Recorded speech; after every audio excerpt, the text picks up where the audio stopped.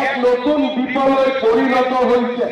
বিগত 17 ফেব্ৰুয়াৰি তাৰিখে অসম বিধানসভাৰ অধিবেশন কোকৰাঝাৰত অনুষ্ঠিত কৰি বড়োলেণ্ডৰ ৰাইজে এক নতুন ইতিহাস নিৰ্মাণ কৰিলে।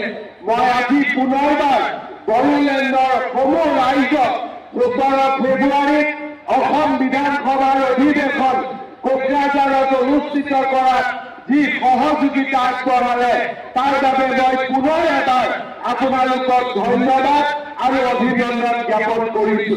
শ্ৰদ্ধাৰ ৰাইজ, মই আপোনালোকক অসমবাসী ৰাইজৰ হৈ আশ্বাস দিছো যে আমি একেখন অসমৰ তলতে বাস কৰি বড়ো লোকসকলৰ আত্মনিয়ন্ত্ৰণৰ অধিকাৰত আগবঢ়াই লৈ যোৱাৰ বাবে আমি সকলো প্ৰকাৰৰ সহযোগিতা আমি আগবঢ়াই যাম।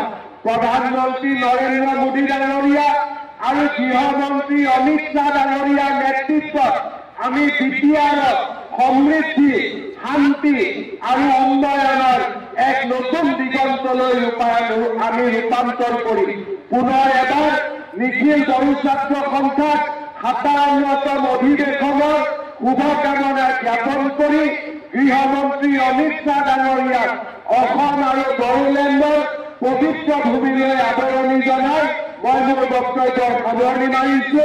জয় হিন্দ, বন্দে মাতৰম।